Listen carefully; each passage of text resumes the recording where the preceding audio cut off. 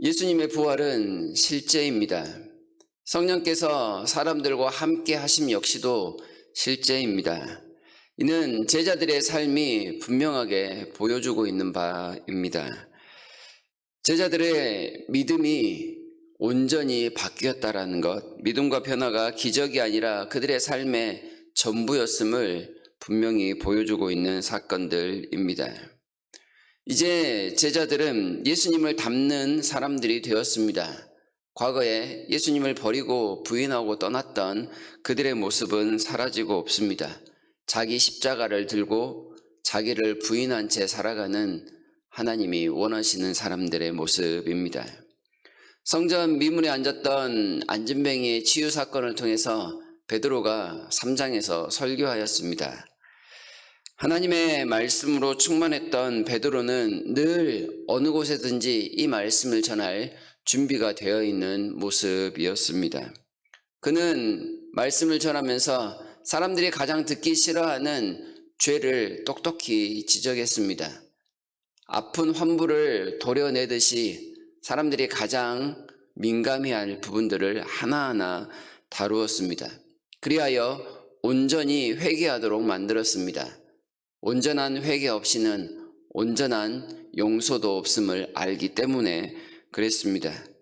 그러한 역사 가운데 사람들이 회심합니다. 무려 5,000명이나 되는 사람들이 예수를 믿게 되었음을 본문이 가르쳐주고 있습니다. 이것은 영적인 세계가 진동하였다 표현할 수 있겠습니다. 오순절날 성령께서 강림하셨을 때 세상이 진동하였다라고 말씀을 하는데요. 다시금 성령께서 사람들의 귀를 열고 그들의 마음을 여시자 또 한 번 세상이 요동치고 있는 모습을 보입니다. 아주 좋은 의미에서 말입니다. 그런데 이렇게 많은 사람들이 복음에 반응하여 복음으로 회심하는 모습을 보며 두려움을 느끼는 사람들이 있습니다. 복음의 반대자들이라고 할 수 있는 그들인데요. 그들은 어떻게 해서든지 이 복음이 더욱더 퍼지는 것을 차단하기 위하여 노력하고 있는 모습을 보입니다. 그래서 베드로와 요한을 옥에 가두는 데까지 나아갑니다. 그들이 누구입니까? 관리들과 장로들로 소개되고 있는데요. 여기에 서기관들이 포함되어 있고 대제사장 안나스와 가야바와 요한과 알렉산더와 및 대제사장의 문중들이라고 6절에서 표현을 하고 있습니다. 이들은 사탄의 하수인 노릇을 했던 사람들입니다. 예수님을 붙잡고 또한 이방인들에게 넘겨주는데 앞장섰던 사람들, 그리고 본디오 빌라도가 예수를 풀어주지 못하도록 백성들을 선동했습니다. 더 나아가 예수님을 십자가에 못 박도록 한 번 더 백성들을 선동했던 사람들이 바로 이 제자들을 붙잡고 있는 사람들입니다. 자신들의 손에 피를 묻히지 않기 위하여 로마인들에게 예수를 넘겨주고 그를 십자가에 못 박아 죽였다라고 승리의 개가를 부르던 악한 사람들입니다. 이제 그들이 공회를 모으고 베드로와 요한을 그 공회에 세웠습니다.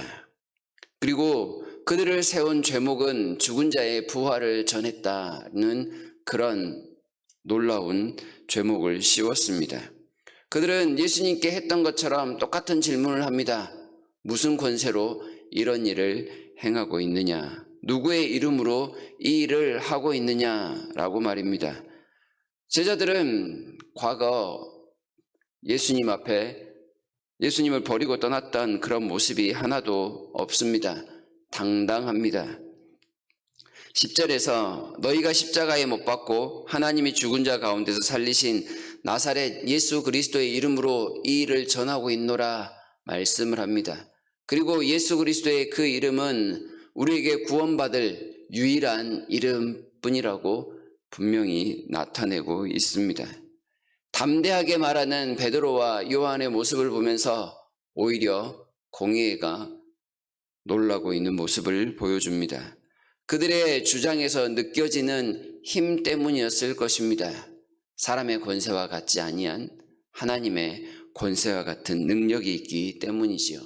또한 그들 옆에 분명한 증거로서 성전 미문에 앉았던 안진뱅이가 서 있는 모습을 보니 더 이상 비난할 말이 없었다는 그런 사실이 있었습니다. 그런 그들이 할 수 있는 것, 그것은 그들이 가진 작은 권력을 가지고 제자들을 위협하는 것밖에 없었습니다. 분명히 눈으로 보는 바와 같이 부인할 수 없는 사실이 존재함에도 그 사실을 외면한 채 일단은 위협하고 감추려는데 동분서주하고 있는 모습입니다. 그러나 제자들은 이런 사람들을 향해서 큰 소리치고 있는 모습을 보입니다. 19절에서 하나님 앞에서 너희의 말을 듣는 것이 하나님의 말씀을 듣는 것보다 옳은가 판단하라. 공의의 위협에 결코 타협하지 않는 모습입니다. 하나님이 우리에게 분명히 말씀하시니 우리는 그저 우리의 해야 될 일들을 할 뿐입니다. 하나님의 말씀을 듣는 것이 우리에게 마땅한 의무이자 소명입니다. 라고 이야기를 합니다. 하나님께서 이 선한 일들을 나타내심에 대해서 제자들이 분명히 보고 알고 있는 바입니다. 하나님께서 이 선한 일에 대해서 기뻐하시는 모습을 알기에 하나님의 기뻐하시는 일을 위하여 앞으로도 쭉 행하고야 말겠다라는 다짐입니다. 그것 때문에 세상이 반대를 하고 위협하고 괴롭히더라도 상관하지 않겠다라는 제자들의 변화된 모습입니다. 이렇게 말하고 있는 제자들의 당당함이 느껴지십니까? 제자들이 복음의 확신에 찬 그들의 음성이 들리십니까? 이것이 그리스도께서 세상과 사탄의 권세를 이기신 그 능력의 힘입니다. 사망 권세를 깨뜨리신 부활의 함성이라고 표현할 수 있겠습니다. 담대하게 주님을 자랑하는 자에게 문제 앞에서 회피하지 아니하고 정면으로 도전하는 자에게 하나님께서 길을 열어주시는 놀라운 은혜의 표적입니다. 그래서 제자들은 분명하게 우리는 보고 들은 것을 말하지 않을 수 없다라고 한 번 더 못을 박는 그런 모습을 보여주고 있습니다. 세상은 복음을 가장 두려워합니다.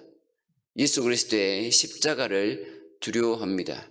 그 이름의 능력이 무척이나 대단하기 때문에 그렇습니다.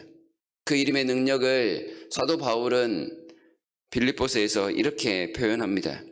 이름으로 하나님이 그를 지극히 높여 모든 이름 위에 뛰어난 이름을 주사 하늘에 있는 자들과 땅에 있는 자들과 땅 아래에 있는 자들로 모든 무릎을 예수의 이름에 꿇게 하시고 모든 입으로 예수 그리스도를 주라 시인하여 하나님 아버지께 영광을 돌리게 하셨느니라. 예수 그 이름 앞에 모든 무릎을 꿇게 하셨다. 그 이름의 권세 앞에 어느 누구도 고개를 들 수 있는 자가 없을 것을 분명하게 가르쳐 줍니다. 그 이름의 능력이 이미 드러나고 있기에 사탄이 두려워 떠는 것입니다. 더 이상 이 복음으로 인하여 그들의 세력이 약화되지 않도록 전도자들을 위협하고 그 복음을 세상 한켠에 감추기 위하여 수고하는 그런 모습을 보입니다.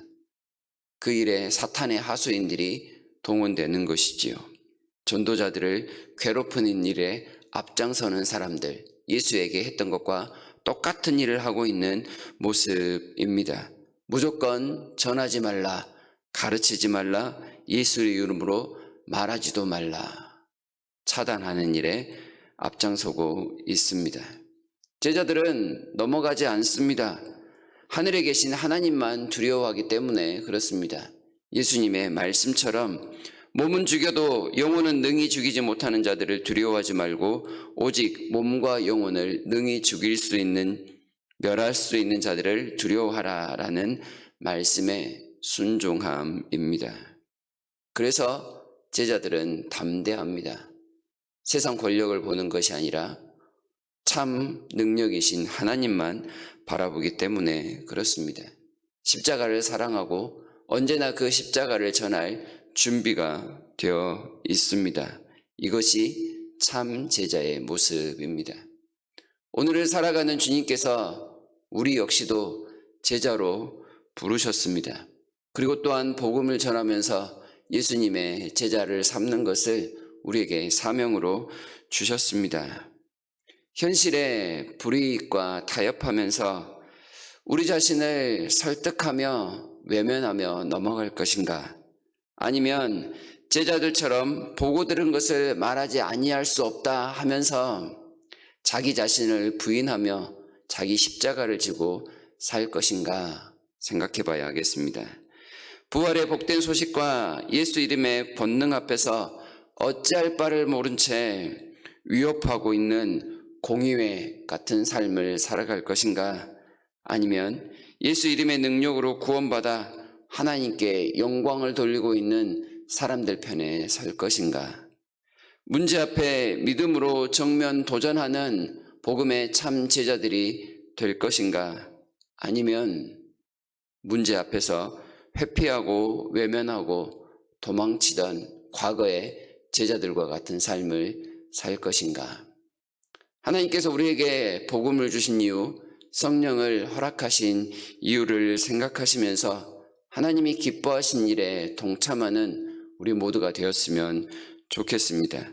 여전히 부활하신 하나님께서 우리와 함께 하시며 성령의 능력으로 오늘도 우리를 채워 주실 것입니다. 주님만을 기쁘시게 하는 일에 앞장서는 모두가 되시기를 진심으로 바랍니다.